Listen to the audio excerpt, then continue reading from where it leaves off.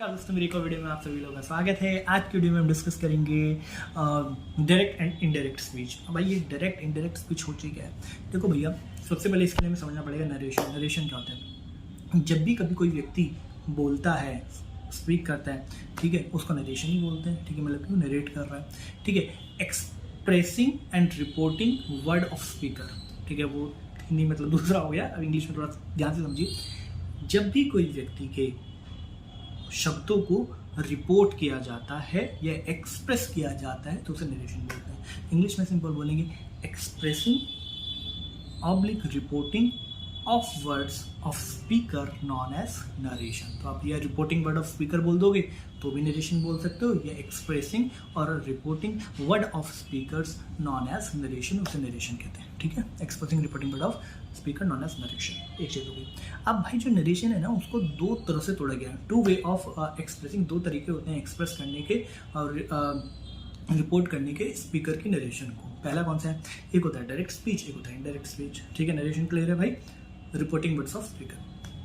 अब direct speech कहता है, इनडायरेक्ट स्पीच कहता है जब किसी व्यक्ति ने कोई शब्द बोले, ठीक है, और आप उसको वैसे ही दिखा दो, नॉन एज डायरेक्ट स्पीच, इसको डायरेक्ट स्पीच कहते हैं। जब किसी व्यक्ति ने कोई शब्द बोले और उसको आप फिर से उसको थोड़ा आसान भाषा में करके, सरल भाषा में करके दिखाओ, उसको इनडायरेक्ट स्पीच बोलते हैं। यही डायरेक्ट स्पीच और इनडायरेक्ट स्पीच होते हैं। चलिए डिस्कस करते हैं। तो डायरेक्ट स्पीच क्या होता है? ठीक है, तो डायरेक्ट स्पीच में the actual word of speaker, जो एक्चुअल वर्ड होते हैं स्पीकर के, as quoted, are quoted, quote किए जाते हैं without any change, known as direct speech. The actual word of speaker are quoted as without any change, known as direct speech, से direct speech कहते हैं। Example लेते हैं direct speech का, मतलब जो व्यक्ति ने बोला वही अपनी कोट कर दिया। अब एग्जाम्पल जब हमने लिया, और दूसरी बात याद रखना कि जब हम डायरेक्ट स्पीच लिखते हैं तो जो स्पीकर के जो वर्ड्स होते हैं उन्हें इन्वर्टेड कॉमास में डालते हैं। ठीक है, एक चीज़ हो गई। अब बात करते हैं। ठीक है, अब दो फ्रेंड्स हैं, एक फ्रेंड का नाम योगेश है, दूसरे फ्रेंड का नाम जॉन है। जॉन ने पूछा व्हाट आर यू डूइंग, तुम क्या कर रहे हो? योगेश ने बोला आई एम स्टडिंग, मैं पढ़ रहा हूँ। ठीक है, तो इसकी डायरेक्ट स्पीच क्या होगी? ठीक है, तो भाई डायरेक्ट स्पीच वही होगी जो बोला गया है, वही डायरेक्ट स्पीच है। तो डायरेक्ट स्पीच हुई योगेश सेड, योगेश ने कहा, किसको? जॉन को कहा था ना उसने, तो योगेश सेड, योगेश ने कहा आई एम स्टडिंग, उसने यही जवाब दिया था उसको कि आई एम स्टडिंग, मैं पढ़ रहा हूँ। तो जो आई एम स्टडिंग उसे इन्वर्टेड कॉमास में डाल दी जाएगा और ये डायरेक्ट स्पीच होगी, पूरा सेंटेंस। अब बात करते हैं, एक आपने अपने फ्रेंड से पूछा कि आपने कौन से कलर का शर्ट पहना है।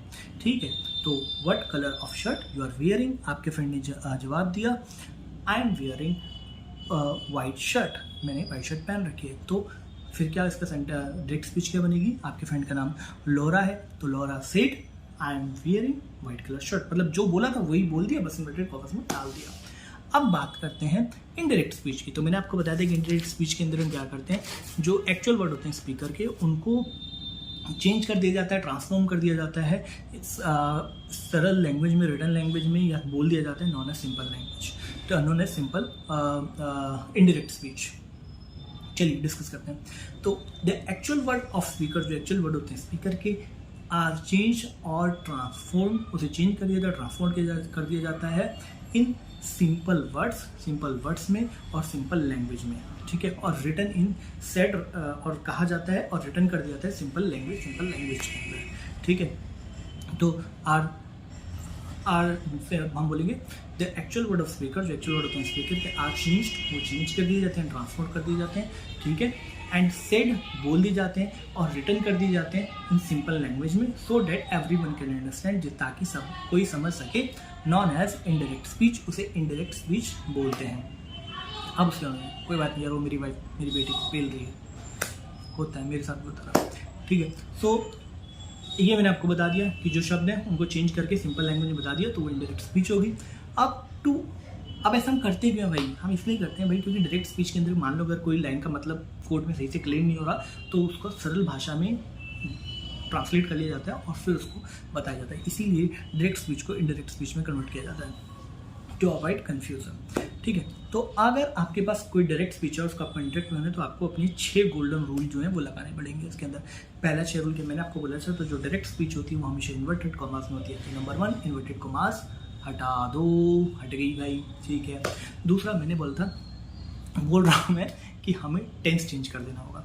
ठीक है, प्रेजेंट को पास्ट बना देना होगा। ठीक है, क्योंकि वो बात तो हुई थी ना, हो चुकी है, अब आप उसको चेंज कर रहे हो। तो पास्ट में, प्रेजेंट से पास्ट में आ जाओगे। Remove inverted commas, change the tense present to past. तो यूज, तीसरी चीज़ यूज़ ऑफ कंजक्शन। कंजक्शन का मतलब क्या होता है, जो दो सेंटेंसेस को जोड़ता है। तो ऑब्वियसली यूज़ होएगा, जब आप कुछ बोलोगे तो आप सेंटेंसेस को कहीं ना कहीं जोड़ ही रहे होगे, ठीक है। तो यूज़ ऑफ कंजक्शन करना होगा। तीसरा जो मैं चौथे नंबर पर बता रहा हूँ, ठीक है, आइडेंटिफाई, जो कि हमें सबसे पहले नंबर पर करना होता है। आइडेंटिफाई का मतलब क्या होता है, आपको आइडेंटिफाई करना होता है कि इसके अंदर कौन ऑब्जेक्ट है, कौन सब्जेक्ट है। ऑब्जेक्ट, अगर आप और मैं बात कर रहे हैं, ठीक है, तो अगर मैं बोल सब्जेक्ट और ऑब्जेक्ट, तो अभी सब्जेक्ट कौन है, मैं आपको बता रहा हूँ, तो मैं सब्जेक्ट और आप ऑब्जेक्ट है, आप मुझे सुन रहे हैं। तो मतलब जो जब भी कोई कम्युनिकेशन होती है दो लोगों के बीच में, सब्जेक्ट पहला वाला बंदा, दूसरा ऑब्जेक्ट, अगर वो तीसरे वाले के बारे में बात कर रहे हैं, ठीक, तो वो तीसरा थर्ड पार्टी हो जाता है।